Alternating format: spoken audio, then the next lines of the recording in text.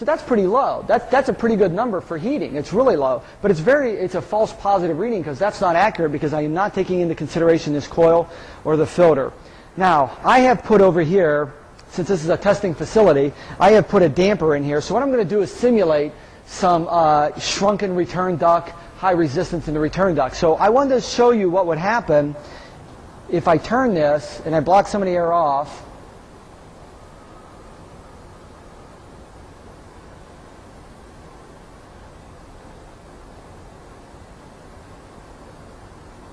Okay.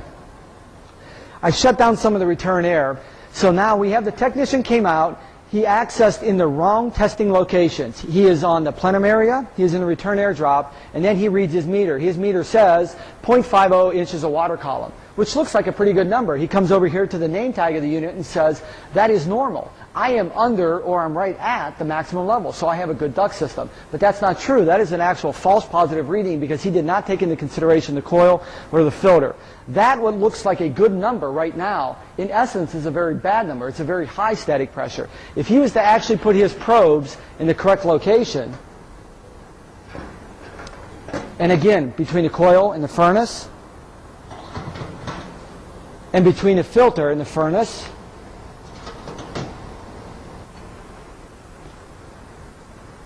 you will see my actual static pressure is not 0.24, 0.23. My actual ESP, external static pressure for this piece of equipment is 0.69, almost 0.7 inches. So it's way higher than what the allowable level is. Now when you have a piece of equipment like this, you know, keeping in mind that 0.5 is a cooling number. I'm running on continuous fan, which happens to be on this piece of equipment the low heating speed. So when I went to cooling, I could very easily be running at 1 inches of static pressure.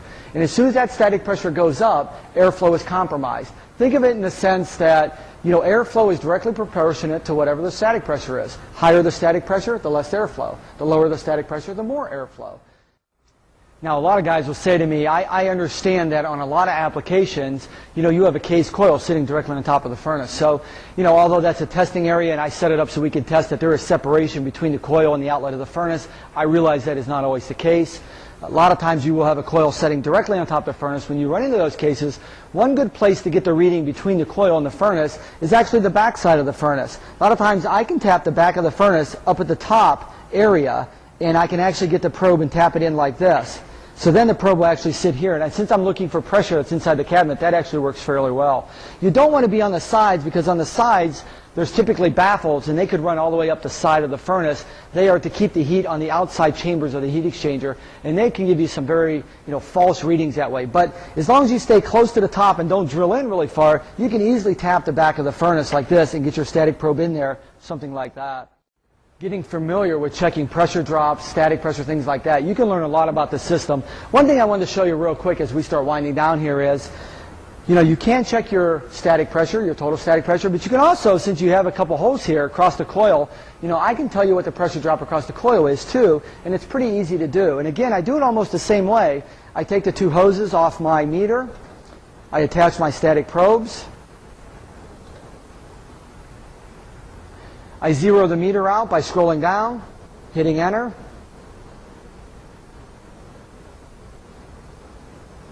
Do that one more time.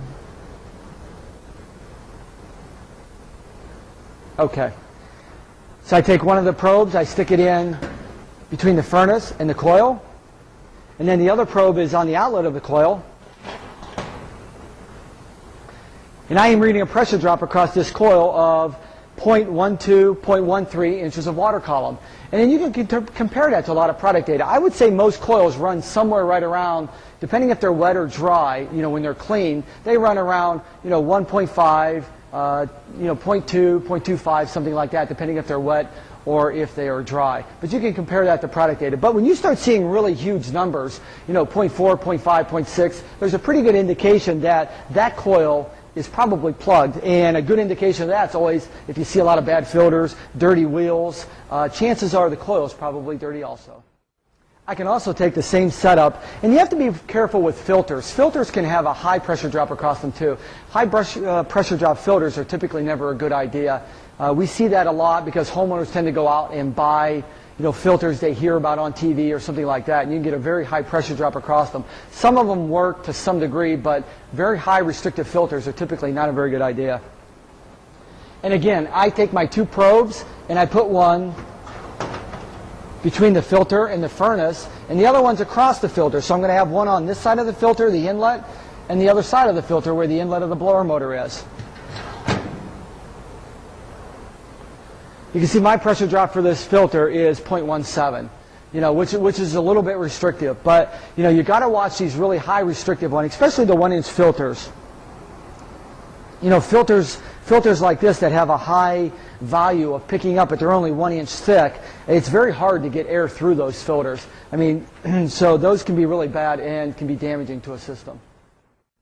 Once you have your total static pressure, although you can evaluate your entire duct system by knowing the resistance value, you can also determine how much airflow you're actually getting. And that's actually a good number to know because a lot of guys, they assume a certain amount. Just because it has a blower drive saying 800 CFM, don't mean you get 800 CFM. Like I mentioned in the beginning, that only means you're getting that if you have the right static pressure. So one thing you can do, once you have your static pressure, you can go to the manufacturing specifications. And most manufacturers will give you a fan curve. It is air performance or air delivery based on static pressure. For this example, it looks something like this.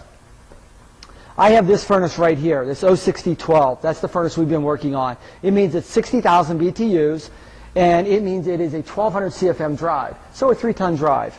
So you can see this. It has my blower speeds right here, high, medium, low, and low. Across the top is my static pressure, 0.1, 0.2, 0.3, 0.4, 0.5.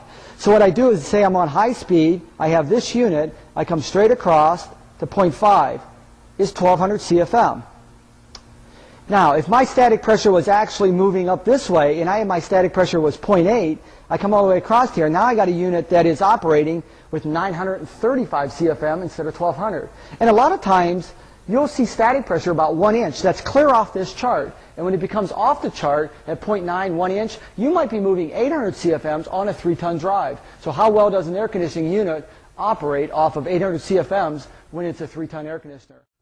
When you are done with your testing, I always recommend to all the guys, you want to put plugs back into all your holes. We're trying to be professionals. You don't want to be covering things up with tape and caulking and things like that. You can buy plugs just about anywhere and make sure all your holes are plugged back up. Make sure they are sealed so it is a quality testing, and it's a quality job that is done. And I also recommend, when you go out, it's one of those measurements that should be taken all the time. When you look at the nameplate, if the manufacturer went through the effort of stamping it on that plate, it's pretty important to check. You should be checking the gas pressure, the temperature rise, the voltage, and doing a complete analysis on the efficiency, including combustion testing, so you know that the equipment is safe in operation, operating properly. Know that your CO is correct. Know that your O2 is correct, and your combustion efficiency. I recommend that when you are done doing all that, you document all that, or if you're using something like the FireWrite Pro with the printer, you can print that information off, staple it to a ticket. So later down the road, when you leave there, everybody knows exactly how that piece of equipment was left and the operation it was in when you walked out the door.